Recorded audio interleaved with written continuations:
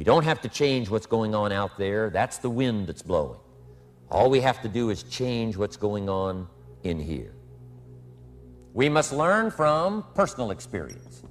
Learn from what happens to you. Take a look back over the last few months. Did you make some mistakes? How could you correct those for the future? Take a look back over the last year. Have you done it right or done it wrong? Let's correct it for the next year. Learn from your personal experience.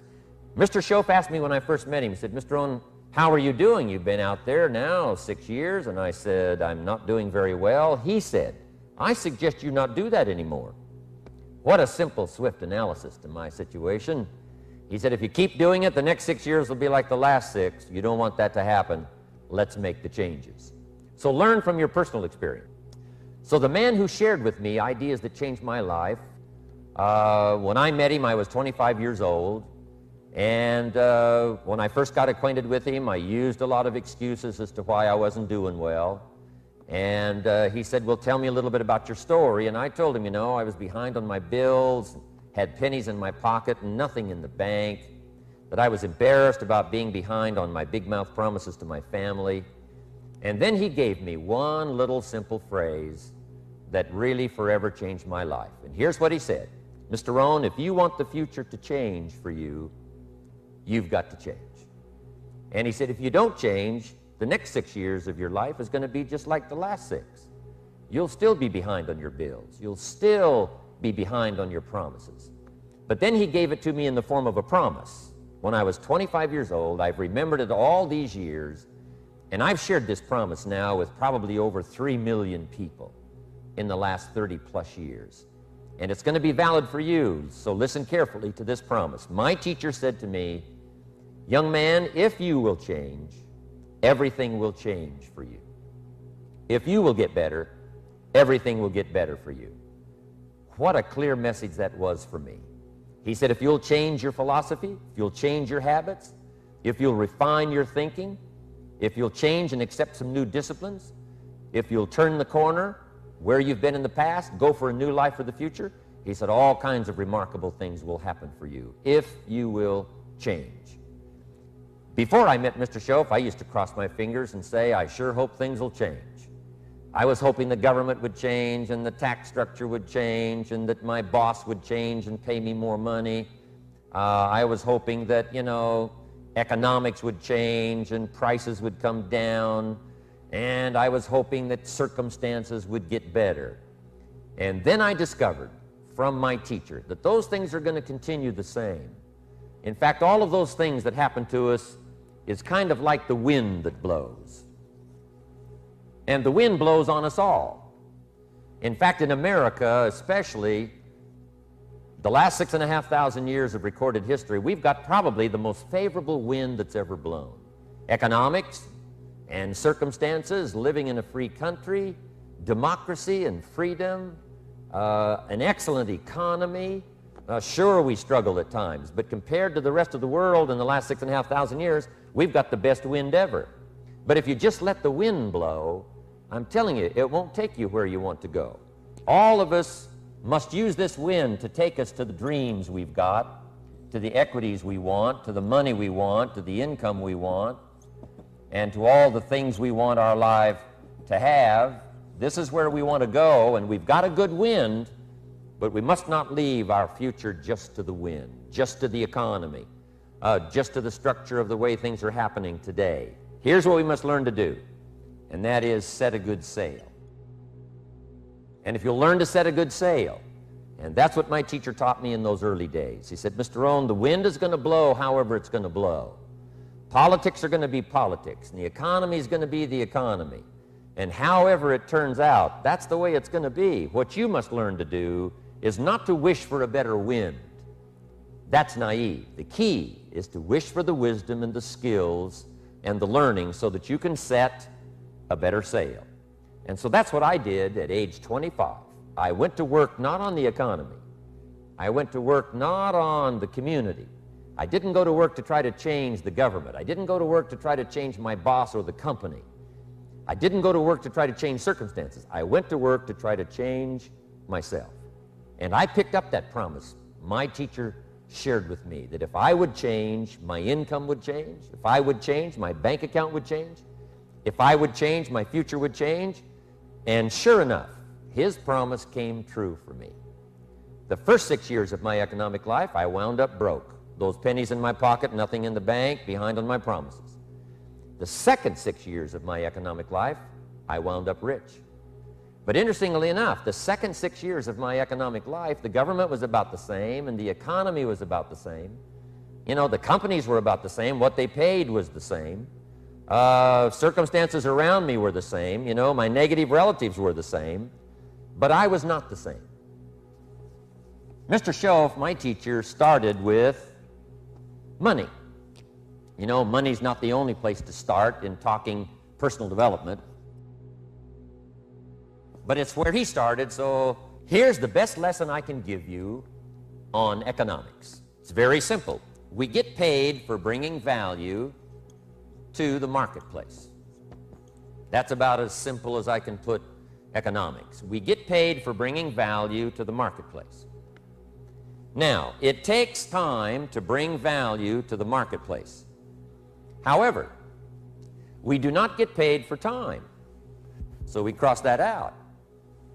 Mistakenly, the man says, I'm making about $20 for an hour. Not true. If that was true, you could just stay home, right, and have him send your money. So that's not true. We don't get paid for time. We get paid for value brought to the marketplace. Is it possible to become twice as valuable to the marketplace and make twice as much money in the same time? Is that possible? The answer is yes.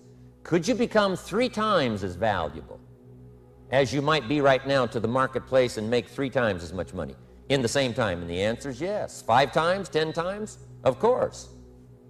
America is unique. It's a ladder decline. It starts down here, let's say, at $5 an hour, and it keeps going up. Top income last year, $80 million. The guy who runs Coca-Cola. Now, that's a heck of a ladder. That's why everybody wants to come here. Right? The boat people are not headed for Vietnam. People haven't plotted and schemed for 50 years saying if I could just get to Poland, everything would be okay. Not true. Everybody wants to come to America. And the reason is because we've got the best wind ever blowing in our favor. We've got the best economic opportunity anybody's had in 6,500 years. And all you have to do is understand it and take advantage of it. Now, there's some key questions to ask here. Why would the marketplace pay someone only $5 an hour? Very simple answer. They're not very valuable to the marketplace. Now, we must underline to the marketplace. This person might be a very valuable brother. Yes. Member of the family, valuable. Yes. Valuable member of the church, of course. Valuable citizen of the country? Yes. Valuable in the sight of God? No doubt. We're all of equal value in the sight of God. But if you're not very valuable to the marketplace, you don't get much money. You say, well, it shouldn't be that way. Well, then you got to start your own country. You know, this one's been in process for 200 years, and this is the best we've been able to come up with so far. But here's the key. You don't have to stay here. Now, as you begin to climb this ladder, why would the marketplace pay some people $50 an hour? Answer, evidently, they must be more valuable to the marketplace. 10 times more valuable. And is that possible for someone to be 10 times more valuable and earn $50 an hour instead of 5? And the answer is yes. That's what America is all about. Now, why would the marketplace pay some people $500 an hour? Evidently, this person must be much more valuable to the marketplace. That's what's important to understand, to the marketplace. And would the marketplace pay one person $80 million for 1 year's work? And the answer is, of course. If you helped a company make $1 billion, would they pay you $80 million? I'm telling you, it is possible. And that's why America is so exciting. That's why this financial ladder is so exciting. It's possible for all of this to come true for all of you, no matter where you start. As a student in school, just getting started out there in the workplace, this is all possible for you. Now, Mr. Schoaf gave me the clue. on how to climb this ladder as high as I wanted to climb. Now, we're talking primarily economics here. There's a lot of other ways to become valuable to your family, valuable to your friends, valuable to the community, valuable to the team, right? Valuable to the team effort, valuable to the concert. But here's what he said to me. In climbing this ladder economically, all you have to do is work harder on yourself than you do on your job. Once I heard that, it made sense to me. I kept hoping that everything else would change around me, found out that if I went to work on myself, worked on my skills, worked on my language, if I became better than I was each year, if I grew in skills and language and vocabulary and competence, then I would become attractive to the marketplace. I think it's every person's heritage here, especially in America, to become financially independent. Now, let me give you my definition of financial independence. Financial independence is the ability to live from the income of your own personal resources. Financial independence. Now, it depends on how you want to live. If you need $2,000, $3,000 a month, if you need $4,000 or $5,000 a month, if you need $10,000 a month, some people may need, $100,000 a month. But whatever you would need to live, and you could earn that living from the income of your own personal resources, that's what I call financial freedom, financial independence. And let me show you how to acquire it. If you start at age 15, between ages 15 and 35 is 20 years. And in my personal opinion, based on my own studies and my own experience, 20 years, in my opinion, is enough time to become financially independent. If you're not, you don't live in the wrong country. Probably what's happened is you have the wrong plan. And it's easy to be a nice person with the wrong plan. I found that when I was 25 years old. I was broke at age 25, and I was a nice guy. You would have liked me. But I'm telling you, my plans up until then, especially my financial plan, left me broke. I totally changed it the next 6 years, and I became financially independent. So I know what I'm talking about. It is possible in a reasonable amount of time, 15 to 35, whatever, 20 years time, enough time. You can do it in a much shorter period of time, like I did if you want to, but this is a reasonable enough time. But here's number one. First of all, you got to have the right philosophy. Philosophy is our ability to gather knowledge and sort through it and decide what's valuable. To develop a philosophy about life, a philosophy about our health, a philosophy about our family relationships, a philosophy about economics. And if you develop the right philosophy, that's what helps to set this sail, so that in 6 years it takes you where you want to go, instead of winding up like I did that first 6 years of my economics, broke, no money, empty bank account. The right philosophy. Now let me give you a couple of philosophies to consider. Here's the first one. It's called the philosophy of the poor. And here it is. Poor people usually spend their money and invest what's left. That's the philosophy of the poor. Now, here's the philosophy of the rich. Rich people invest their money and spend what's left. And here's the startling answer. It really doesn't matter what the amount is.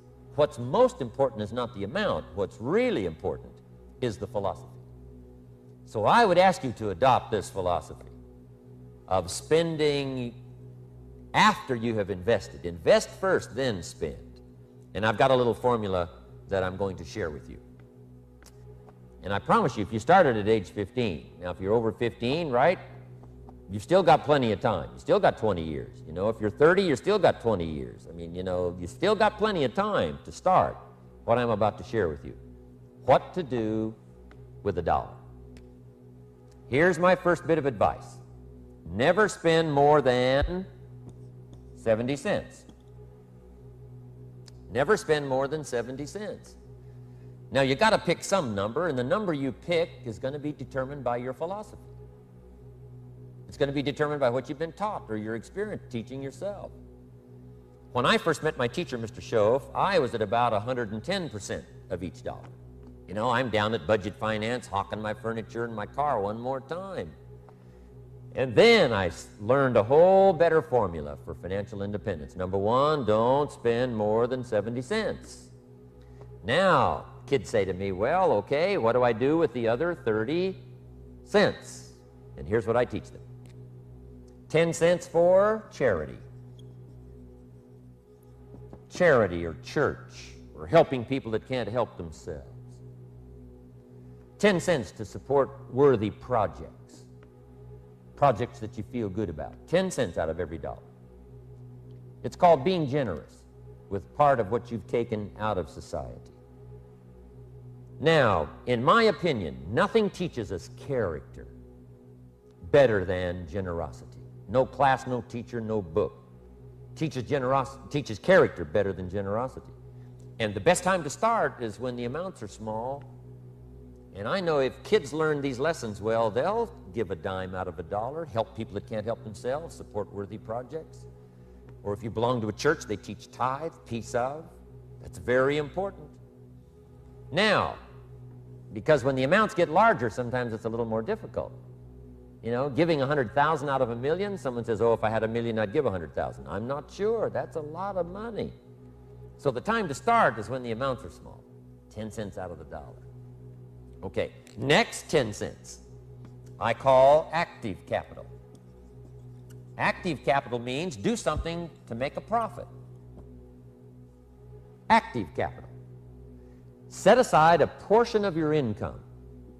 Wages are okay, but I'm telling you, wages will make you a living. Profits will make you a fortune. So set aside part of your income as capital, called active capital. Any kind of project you can possibly think of, you can possibly come up with. So, 10 cents out of your living, out of the money you earn, set aside for capital. Capital to try your best to show a profit. Profits are better than wages. One, you can't usually start wages until you're about 16, 15, 16, but you can make a profit long before you're eligible to start earning wages. And then there's no limit to profits, and they can double and triple and quadruple. You know, there's no limit. It's incredible how fast profits can grow. So profits are better than wages. Wages make you a living, profits make you a fortune. Now, the third 10 cents is vitally important. I call it passive capital. Capital you let somebody else use. A financial institution, stocks and bonds, mutual funds, whatever. Let someone else use it. You furnish the money. They use it to make a profit, but they pay you for the use of it, called interest. And here's one of the things that'll make you financially independent fairly quickly, and that's called compound interest. And this is how you get it. Letting someone else use a portion of your money, your substance. They show the profit, they pay you interest.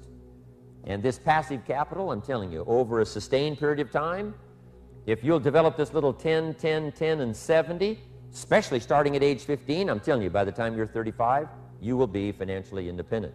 You'll have the ability to live from the income of your own resources. And then one more point on passive capital. There's a Bible philosophy. I'm an amateur on the Bible.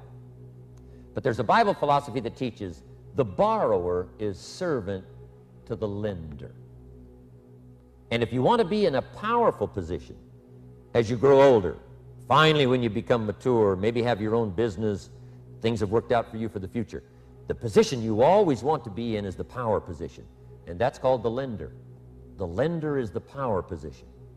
So if kids learn early enough, and then you ask them what they'd like to be when they grow up, I'm telling you, once they understand, they'll say, well, one of the things I want to be is one of those lenders. That's the power position, not the spender. No, you'll be pitied the rest of your life if you just become a spender.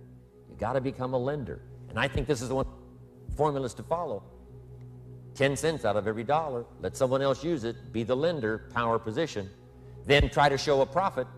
Can't we teach our children how to take $1, search the neighborhood, find a broken wagon, pay $1 for it, bring it home, you know, clean it up, sand it until it's clean, paint it red till it shines, straighten out the wheels till they're true, take it back to the neighborhood, sell it for $5? Anybody can do that. Now, does the child deserve $4 profit? And the answer is yes. Society now has a mended wagon. And that's what America's all about. Finding something, touching it, making it better, making a profit, taking part of your resources, helping people who can't help themselves. Let someone else use it to make a profit. Some projects require more capital than one person has. Exciting. And then let them pay you for the use of it. America's had this philosophy now all these years. Communism has taught all these years capital belongs in the hands of the state, not in the hands of the people. We've been teaching all these years capital belongs in the hands of the people, not in the hands of the state. And we turned out to be right. Capital in the hands of the kids, capital in the hands of the people. Enterprises that make a profit, enterprises that grow. It's the hope of our future. So that little simple formula, I hope, will help you. Now, one more key on financial independence, and that is attitude. I used to say, I hate to pay my bills. My teacher straightened me out on that. He said, let's see, Mr. ROHN, what you hate to do is pay $100 on an account and reduce your liabilities and increase your assets. I said, well, no, not if you look at it that way. He said, well, it all depends on how you look at it. So wouldn't you love to pay your bills, reduce your liabilities, increase your assets? You got to have that kind of attitude. I found out the same attitude about taxes. I used to say, I hate to pay my taxes. And Mr. Schoaf said, well, that's one way to live. But don't you understand? Taxes is how we care and feed the goose that lays the golden eggs. Wouldn't you want to do your share? Someone says, yes, but the goose eats too much. Probably true. But hey, we all eat too much. We all need to go on a diet. Better a fat goose than no goose. So I finally became a happy taxpayer. I gladly pay, do my part, because that's what makes the whole system run, each of us doing our part.